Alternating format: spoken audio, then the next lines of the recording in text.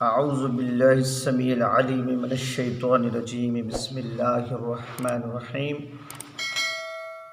والطور وکتاب مستور فی رق منشور وبیت محمور والسقف المرفوع والبحر المسجور ان عذاب ربک لواقع ما له من دافع یوم تمور السماء مورا وتسیر الجبال سیرا فویل یومئذ للمکذبین الذین هم فی خوض یلعبون صدق اللہ العظیم۔ ان اللہ وملائکتہ یصلون علی النبی یا ایھا الذین آمنوا صلوا علیہ وسلموا تسلیما اللہم صل علی سیدنا ومولانا محمد وبارک وسلم صلی علیہ الصلاۃ والسلام علیک یا سیدی یا رسول اللہ وعلی آلک وبارک وصحابک یا حبیب اللہ۔ حضرات گرامی، سورۃ طور کی ابتدائی 12 آیات اللہ کریم کی توفیق سے میں نے تلاوت کی، آپ نے سنا، الحمدللہ ثم الحمدللہ۔ اس کا ترجمہ تفسیر ضیاء القرآن سے اور پھر اس کی تھوڑی سی تفسیر ہم تفسیر مظہری سے پڑھیں گے۔ اللہ کریم نے ارشاد فرمایا، قسم ہے کوہ طور کی اور کتاب کی جو لکھی گئی ہے کھلے ورق پر، اور قسم ہے بیت معمور کی اور بلند چھت کی اور سمندر کی جو لبالب بھرا ہے، یقیناً آپ کے رب کا عذاب واقع ہو کے رہے گا، اسے کوئی ٹالنے والا نہیں۔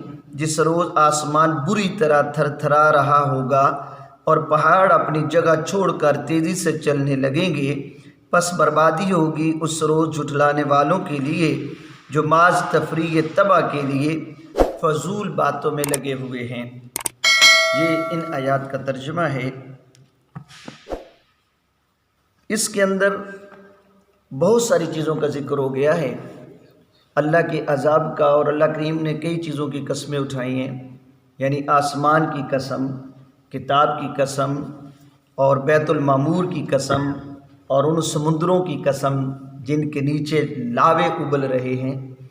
تو یہ سمجھانا مقصود یہ تھا کہ اے کافرو، اللہ کے عذاب کو کوئی روکنے والا نہیں ہے، جب وہ آئے گا تو آ کے رہے گا۔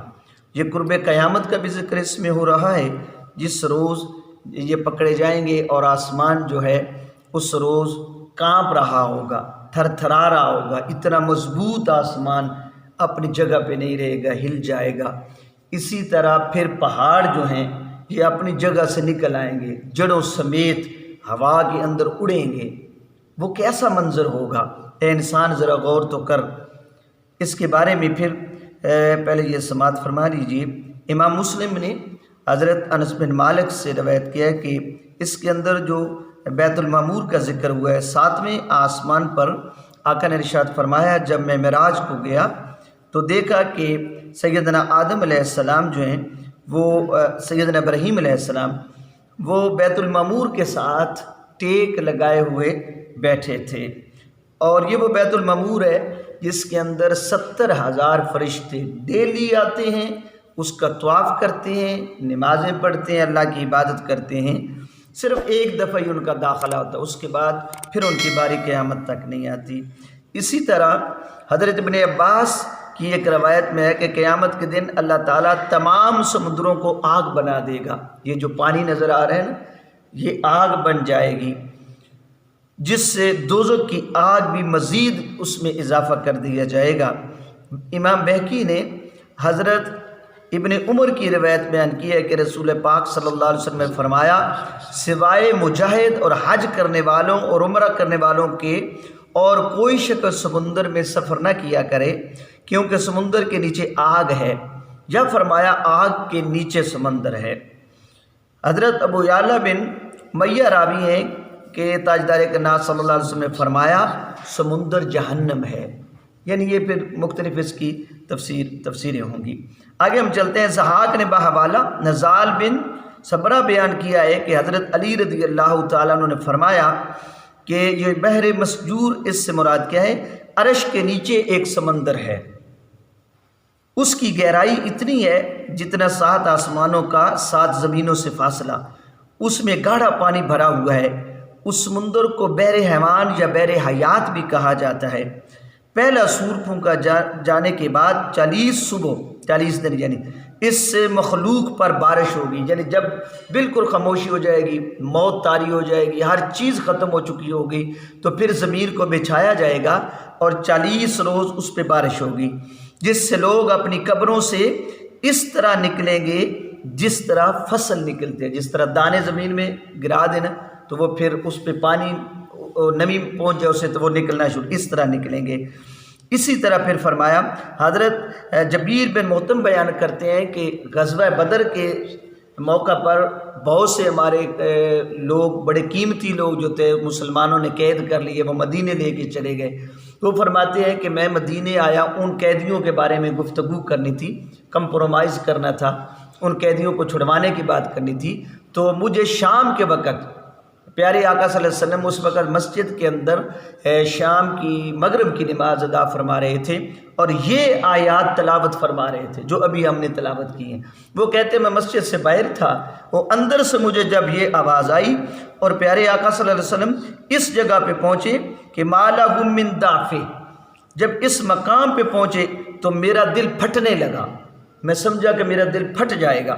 وہ کہتے ہیں کہ اس آیت کے سننے یعنی ان آیات کے سننے کے فوراً بعد میں نے کلمہ پڑھ لیا کہ یہ کلام اللہ کا سچا کلام ہے، سبحان اللہ۔ حالانکہ میں تو آیا تھا ان کو چھڑوانے کے لیے، لیکن ان آیات کو سننے کی وجہ سے میرے دل کی کیفیت بدل گئی اور میں سمجھا کہ اللہ کا عذاب ابھی مجھ پہ آ جائے گا، اور فوراً میں نے کلمہ پڑھ لیا۔ حضرات گرامی قدر، ہمیں بھی سوچنا ہوگا وہ دن کیسا ہوگا، یوم تمور السماء، جب آسمان چکی کی طرح ایسے چلنا شروع کر دے گا، انسان دیکھے گا ایسے ہوگا کیا ہے، اور جب پہاڑ اپنی جگہ سے نکل جائیں گے اور تنکوں کی طرح ہوا انہیں اڑائے گی، اس دن ہمارا حال کیا ہوگا۔ ذرا دیکھنا تو اس دن کو کبھی ہم نے خیال میں یا کبھی سوچا یا اس دن کی کبھی تیاری کی؟ ہم نے کبھی اس بارے میں جو ہے بیٹھ کے کبھی غور و فکر کیا کہ قیامت کا دن آئے گا؟ اور ایک رات کی ابھی آپ نے گرج سنی ہے، کتنی شدید تھی، لوگ جاگ نہیں گئے، کلمہ پڑھنے نہیں لگ گئے تھے۔ اللہ کی پکڑ بڑی سخت ہے، یاد رکھنا۔ ہمیں ہر وقت اللہ کی بارگاہ میں دعا کرنی چاہیے کہ اللہ کریم ہمارے گناہوں پر ہمارا مواخذہ نہ فرمائے، ہمیں معافی عطا فرمائے، اور یہ اللہ کی پکڑ جو ہے اللہ کریم اس سے میں محفوظ فرمائے، کیونکہ اس کی رحمت اس کے غضب پر حاوی ہے۔ رحمتی واسعت کل شیء، اللہ فرماتا ہے میری رحمت زیادہ ہے، میری رحمت کے دامن میں آ جاؤ۔ اللہ کریم ہمیں سمجھنے کی توفیق عطا فرمائے۔